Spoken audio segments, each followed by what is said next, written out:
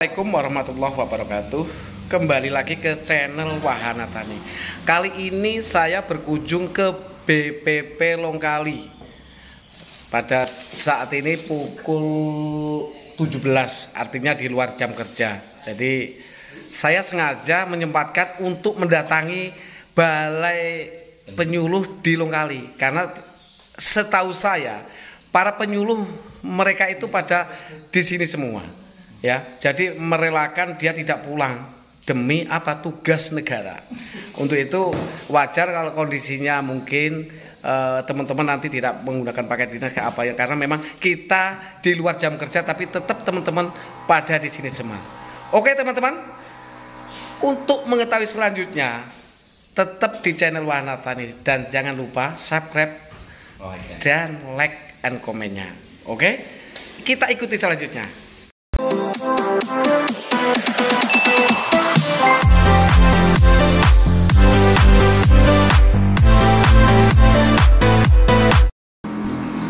Oke, kali ini saya mau bincang-bincang dengan penyuluh yang sudah melintang Malang melintang lah bahasanya.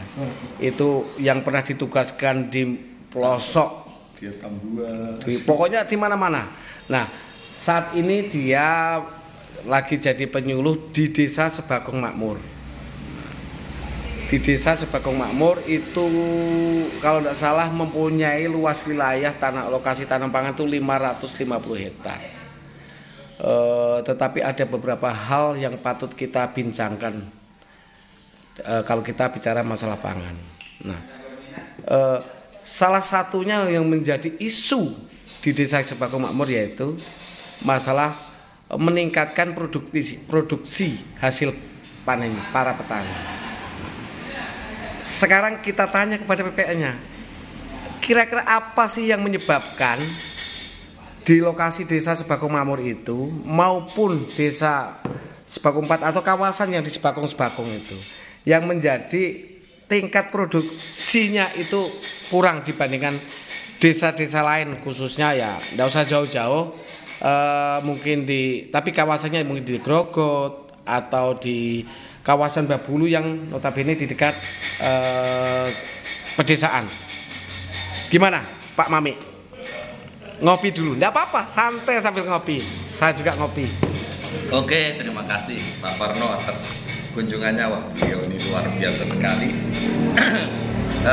Kalau kita berbicara tentang pertanian khususnya tanaman padi untuk wilayah Desa Sebagong Makmur, kebetulan saya sudah beberapa tahun berada di sana, dan kebetulan juga untuk memberi warna itu ternyata perlu tinta yang sangat banyak sekali. Jadi saya mohon dukungannya juga nanti dari Pak Parno, khususnya sebagai Gapoktan itu bisa ikut andil. Nggak, sebentar. Tadi tinta itu apa maksudnya tinta? Tinta itu maksudnya yang bisa digunakan untuk memoles teman-teman di sana supaya bisa dapat mengikuti kaidah pertanian yang bagus. Gitu. Iya. Yang intinya nanti dapat memberikan produktivitas yang tinggi dan produksi yang bagus. Itu rasanya. Nggak, sekarang kan kalau kita amati di Desa Sebagong Makmur itu ada beberapa petani yang masih banyak, sebagian besar menggunakan sistemnya tanamnya tabur. Tapi kalau kita harapkan kan yang diinginkan sampean dari penyuluh maupun kita harapkan itu adalah tapin, tanam pindah. Itu menjadi masalah besar. Gimana? Kiat-kiat apa yang harus dijalankan supaya itu petani bisa merubah? Nah, ini sebenarnya pertanyaan yang saya tunggu-tunggu. Sangat menarik sekali walaupun tidak pakai tali, terus terang. Saya sebetulnya punya cita-cita yang lama untuk bisa merubah itu. Bagaimanapun saya tidak menyalahkan teman-teman pelaku usaha di tingkat bawah, pelaku utama di tingkat bawah terkait dengan sistem tanam. Hamburlah juga sistem tanam, namun caranya memang berbeda. Nah, ketika masih menggunakan sistem tanam yang itu, sepertinya satu hal yang mustahil itu produktivitas bisa meningkat signifikan. Enggak, kan anggapan petani kalau ditabur itu alasannya dia ringkas dan biayanya kecil. Betul. Padahal dia tidak memikirkan bahwa dengan biaya kecil ternyata hasilnya juga sangat berpengaruh. Betul. Itu maupun kualitas maupun jumlah produksinya gitu loh.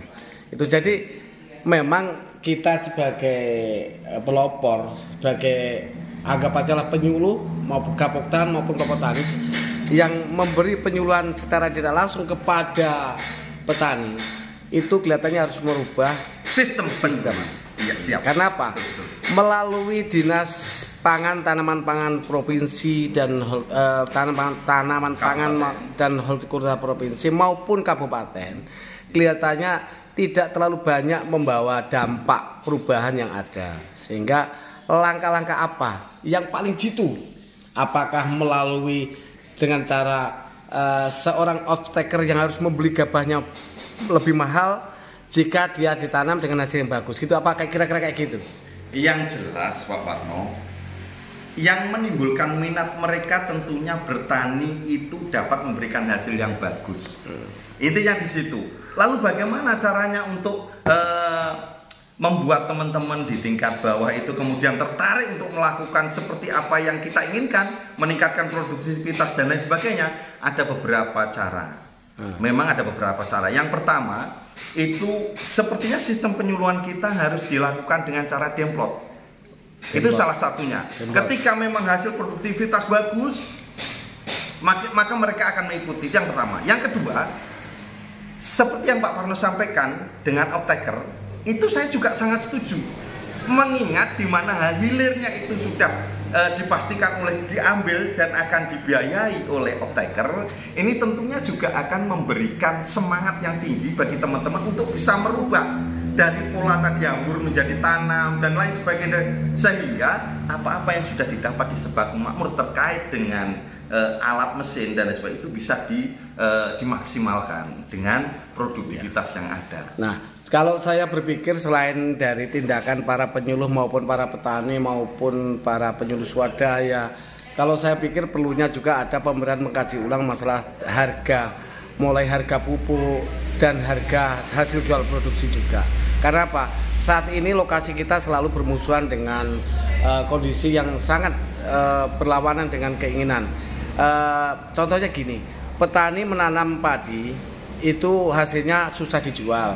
Sementara ketika di situ ada yang orang melanggar nanam sawit, itu sangat mudah dijual, cepat jadi uang. Nah, itu salah satu terobosan yang harus ditempuh oleh pemerintah daerah maupun pemerintah pusat. Gimana caranya petani tidak perlu dipaksa untuk merubah dari tanam itu, tapi akan tertarik dengan gimana pertanian itu. Selain walaupun pemerintah sekarang ini mencanangkan petani milenial, tapi kalau tidak ada yang pas atau tujuan apa sih yang diinginkan petani, ya, itu kelihatannya berat. Rasanya Pak Parno memang disinilah perlu adanya orang hilir, bagaimana dia bisa membeli, bagaimana dia bisa menampung, bagaimana dia bisa memberikan efek yang positif bagi teman-teman di tingkat bawah itu, supaya mereka akan tetap tertarik, sehingga tanaman yang lain ya karena ini tidak sesuai dengan lahan, ya dia akan tetap membudidayakan itu.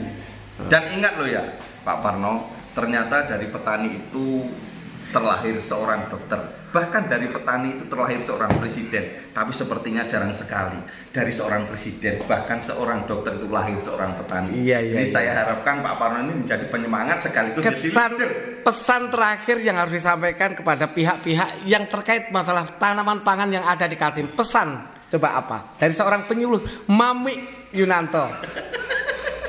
Tidak apa-apa, seorang Mami juga bisa memberikan pesan. Silakan. Oke, kalau pesan saya, teman-teman di bawah itu sangat rindu dengan sentuhan yang memberikan keberhasilan. Perlu ada orang yang bisa menggiring mereka untuk ke arah itu. Itu perlu adanya orang itu dan punya sistem untuk ke sana. Harus didukung. Ya, yang pertama, yang kedua, pemerintah daerah tentunya juga harus punya terobosan untuk memperhatikan apa-apa yang ada permasalahannya. Nah, kami terus terang